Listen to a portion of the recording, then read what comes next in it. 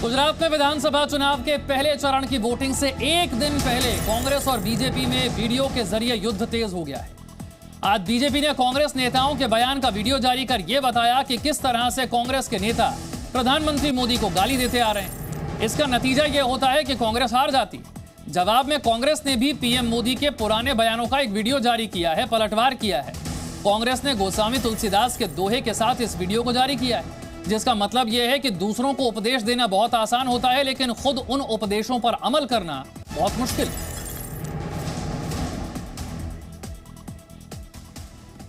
Bharatiya Janata party से कैलाश विजयवर्गीय हमारे साथ जुड़ रहे हैं। कैलाश जी, कांग्रेस पार्टी के अध्यक्ष जो रावण से तुलना करते हैं प्रधानमंत्री की, और फिर बीजेपी कल प्रेस कॉन्फ्रेंस करके वो सारे बयान गिनवा रही थी कि कब कब कैसे कैसे प्रधानमंत्री को गाली दी, अपशब्द कहे। अब ठीक वैसा ही वीडियो कांग्रेस ने भी जारी कर दिया है। प्रधानमंत्री के बयानों से भरा हुआ वो वीडियो है। वो ये कह रहे हैं, क्या आप मुद्रा लोन के लिए दर्जनों बैंक जाकर थक चुके हैं? आसानी से 10 लाख मुद्रा लोन कैसे प्राप्त करें सीखना है तो फ्रीडम ऐप को अभी डाउनलोड करें। स्वामी तुलसीदास के जरिए कि जिन बातों को आप दूसरों को कहते हैं, खुद उसका पालन नहीं करते। देखिए, मुझे लगता है कि अगर मैंने भी वो वीडियो देखे हैं और वीडियो देखने के बाद जिस शालीनता से व्यंग्य करना और नीच, मौत के सौदागर इस प्रकार बोलकर, देखिए मुझे इस बात का बहुत अफसोस है कि कांग्रेस मोदी जी को हजम नहीं कर पा रही है, क्योंकि हमेशा इस देश में प्रधानमंत्री वही बना जिसकी कोई बड़ी पृष्ठभूमि हो। एक चाय वाला प्रधानमंत्री बन गया और वो बनने के बाद जिस तरीके से उन्होंने काम किया और कांग्रेस को हर गली मोहल्ले में हराया है, तो मेरा ख्याल है कि डाइजेस्ट नहीं कर पा रही कांग्रेस, और इसलिए इस प्रकार के अनर्गल बयान सोनिया जी से लेकर उनके नेता तक बोल रहे हैं। जनता देख रही है, जनता देख रही है कि काम करने वाले लोग कौन हैं और बोलने वाले लोग कौन हैं। तो इसका डेमोक्रेसी का लाभ यही है कि भले ही वो कुछ भी वीडियो बताएं, पर जनता देख रही है कि कौन जिम्मेदार है, कौन गैर जवाबदार तरीके से बात कर रहा है, और अपने वोट के माध्यम से उन लोगों को सबक भी देती है। तो गुजरात के चुनाव का परिणाम तय कर देगा कि इस प्रकार के बयान के लिए दोषी कौन है। कैलाश जी, आपको लगता है कि चुनावी नफे नुकसान और हार जीत से ऊपर उठकर देखा जाना चाहिए कि कम से कम राजनीति में एक भाषा की मर्यादा रहे? ये दोनों वीडियो जनता के सामने क्या छवि प्रस्तुत करते हैं? ये छवि प्रस्तुत करते हैं कि एक पार्टी अगर गाली देती है तो दूसरी पार्टी वीडियो जारी करके बोलती है कि कोई बात नहीं, गाली तो वो भी देते हैं, हमने दे दी तो क्या हो गया। नहीं, मैं आपकी बात से टोटल सहमत हूं। मैं तो हमेशा कहता हूं कि शब्दों की दरिद्रता नहीं होना चाहिए। शालीनता से शब्दों का अपने विपक्षी के लिए भी इस्तेमाल करना चाहिए। मैं तो इसका पक्षधर हूँ, क्योंकि जनता हमें देखती है और जनता हमारे बारे में निर्णय करती है। इसलिए कोई भी हो, सबको अपने शब्दों की दरिद्रता नहीं होना चाहिए। बहुत अच्छे हमारे हिंदी साहित्य में इतने अच्छे अच्छे शब्द हैं और व्यंग्य भी बहुत अच्छे तरीके से किए जा सकते हैं। तो मैं इस बात का पक्षधर हूँ कि, पर सवाल ये है कि ये देखना पड़ेगा कि प्रधानमंत्री देश का संवैधानिक पद है, सबसे बड़ा पद है, उनके प्रति किन शब्दों का नीच बोलना, उनको मौत का सौदागर बोलना, उनको रावण बोलना, ये पता लगता है कि आपका चरित्र क्या है, आपका कैरेक्टर क्या है। मैं अपेक्षा करूंगा कि कम से कम सभी राजनीतिक दल शब्दों की तरह से जरा मालामाल होना चाहिए। कैलाश जी, एक चीज तो आपने भी देखी और बीजेपी स्वीकार कर रही थी कि इस बार गुजरात में कांग्रेस बड़ा साइलेंट कैंपेन कर रही है। बड़ी बड़ी रैलियां, बड़े बड़े रोड शो नहीं हो रहे, छोटी छोटी सभाएं हो रही हैं। लेकिन अचानक से ये साइलेंट कैंपेनिंग के बाद कांग्रेस पार्टी के अध्यक्ष मल्लिकार्जुन खड़गे रावण से तुलना कर देते हैं। कोई वजह समझ में आती है आपको इसकी? नहीं, ऐसा है कि ये फ्रस्ट्रेशन है कांग्रेस का, क्योंकि आप जो कह रहे हैं ना कि साइलेंटली कर रहे हैं, इनके पास कोई भी नहीं आ रहे हैं पहले से ही। और कांग्रेस की वैसे ही गुजरात में दुर्गति थी, और थोड़ी बहुत इनके ही छोटे भाई जिनको कि ये दिल्ली में कभी सपोर्ट करते हैं, कभी विरोध में रहते हैं, केजरीवाल, उन्होंने भी इनकी भीड़ में डाका डाल दिया। तो इसलिए फ्रस्ट्रेशन है कांग्रेस का। इनके साथ जो लोग थे वो भी छोड़ के आ गए हैं बीजेपी में। फ्रस्ट्रेशन के कारण आप जो कहते हैं साइलेंट प्रचार। फर्क पड़ता है क्या चुनावों पर इसका, इन बयानों का, आपको लगता है ऐसा? नहीं, जनता तो बहुत बारीकी से देखती है सब कि काम करने वाले लोग कौन है और बकवास करने वाले लोग हैं कौन है। इसलिए मैं समझता हूँ कि काम करने वाले लोगों के साथ तो जनता हमेशा रहती है और उन्हें अपना आशीर्वाद देती है। और मेरा मानना है कि गुजरात के चुनाव में इस प्रकार के वाकयुद्ध का परिणाम आप देखेंगे जनता क्या करती है।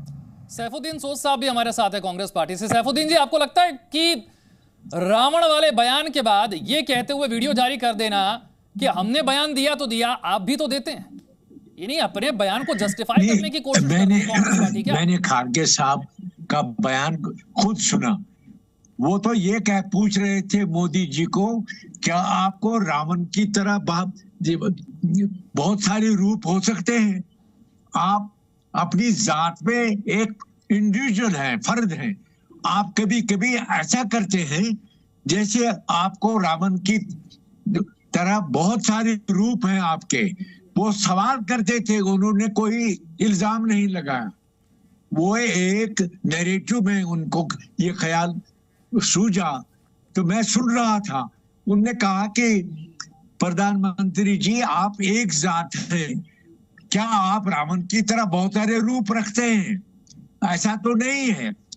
तो और फिर आपको लगता है दिमाग में कि जो आपको बोले, जो आप बोलते हैं वो सही है। हम जिस चीज को गलत समझेंगे वो गलत है। तो आपको अपने बारे में इतना घुमंड, उनको उसका निचोड़ ये था कि आप घुमंड में बोलते हैं और आपको ऐसे लगता है जैसे आप रावण की तरह बहुत सारे रूप धार सकते हैं। क्या ऐसा है? क्या आप रावण की तरह करेंगे? उन्होंने इल्जाम नहीं लगाया, वो एक नैरेटिव में सवाल पूछते हैं। चलिए सैफुद्दीन जी, आप बहुत सीनियर नेता हैं, आप जस्टिफाई कर रहे हैं इस बयान को, आप कह रहे हैं कि कोई आरोप नहीं है, ये तो एक नैरेटिव का हिस्सा था। हम चाहते हैं कि दर्शक भी जरा देखें कि वो वीडियोस दोनों पार्टियों की तरफ से जो जारी किए गए उन वीडियोस में है क्या, देखिए जरा। गुजरात की सरकार चलाने वाले झूठे बेईमानी मौत के सौदागर, ऐसे तत्वों को आप कभी कामयाब नहीं होने देंगे जो जहर की खेती करते हैं। ये आदमी बहुत नीच किस्म का आदमी है, इसमें कोई सभ्यता नहीं है। चौकीदार जैसे भी कहना है, आप चौकीदार बोलो, दूसरे साइड से पता लगेगा चोर है। आप मुझसे पूछते हो तो मैं तो कहूंगा कि ये नरेंद्र मोदी के औकात बताएगा। हर जगह कितने आपके रावण के है क्या?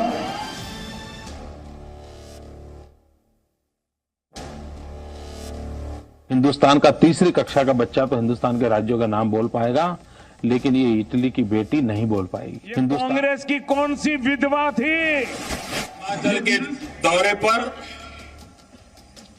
मौन मोहन सिंह जी आए थे। देश को किसी के भी हाथों में डाल देना और नाइट वॉच में उनकी परंपरा चलाना, ये उन्होंने चालू किया। क्या ऐसा खूनी पंजा फिर से चाहिए आपको? बाथरूम में रेनकोट पहन करके नहाना, ये कला तो डॉक्टर साहब ही जानते हैं और कोई नहीं। ये कांग्रेस पार्टी की सड़ी हुई मानसिकता भी वो दीमक की तरह है। और मुझे ये बताओ, क्या कहीं पानी की पाइपलाइन आप लगा के गए थे? क्या आपके नाना नानी दादा दादी लगा के गए थे? पैसे दिए कह रहे हो, मैं जरा जानना चाहता हूँ, ये मामा के घर से लाए थे क्या? किसी ने 50 करोड़ की गर्लफ्रेंड देखी है? 50 करोड़ की गर्लफ्रेंड।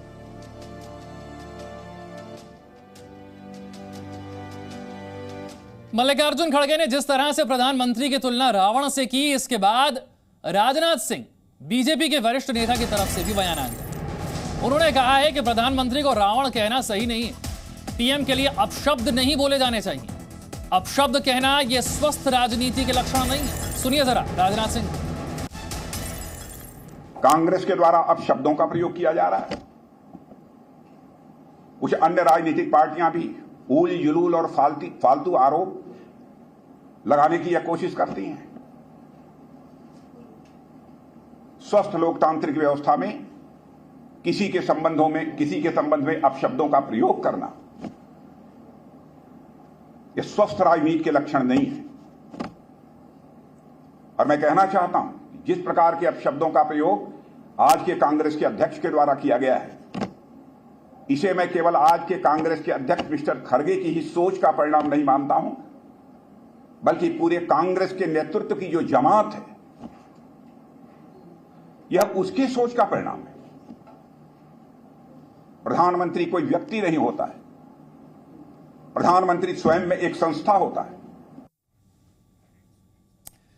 कांग्रेस पार्टी से उदित राज इस वक्त हमारे साथ हैं। उदित जी, मल्लिकार्जुन खड़गे का बयान, जहां वो तुलना रावण से करते हैं प्रधानमंत्री की, इस बयान पर यह कहने की बजाय कि इस बयान पर खेद है या गलत है, कांग्रेस पार्टी ने भी एक वीडियो जारी कर दिया यह बताने के लिए, देखिए साहब हम कहते हैं तो क्या हुआ, बीजेपी भी तो यही कहती है। नहीं, बहुत अच्छा किया। कांग्रेस ने पहले बार सही काम करना शुरू किया। अभी तक हम लोग गलत कर रहे थे, चुप हो जाते थे और मोदी जी जो चाहते थे कहते थे। 50 करोड़ की गर्लफ्रेंड, या मामा के यहाँ से लेके आए हैं, या विधवा, और क्या क्या नहीं। मोदी जी कुर्ते से, कपड़े से बचाने जाते हैं, इटली से क्या है। यह अधिकार केवल मोदी जी को ही कहने का है। दूसरी बात है कि खड़गे जी ने रावण नहीं कहा, रावण तो अमित मालविया ने कहा अपने ट्वीट में मोदी जी को, तो अब उसके लिए हम जिम्मेदार नहीं है। खड़गे जी की बात, खड़गे जी ने यह कहा था कि आप सभी जानते हैं कि एक व्यंग है। रावण नहीं कहा था कि यह सच्चाई है कि हर जगह मोदी जी चुनाव में पहुंच जाते हैं। अरे भैया, प्राइम मिनिस्टर का ऑफिस कौन चलाएगा? इसीलिए तो देश में बेरोजगारी है, भूखमरी है और महंगाई है। वो जितने मिनिस्टर हैं उनके बिहाफ से पूरा दिन बयान देते नजर आएंगे। और उसके बाद में लोकल बॉडीज का चुनाव तब हो, एमएलए एमपी का तो प्राइम मिनिस्टर देश के हैं कि भारतीय जनता पार्टी के वो राष्ट्रीय अध्यक्ष है। तो और वो जो चाहे सो बोले, मजाक करे, व्यंग करे, गाली दे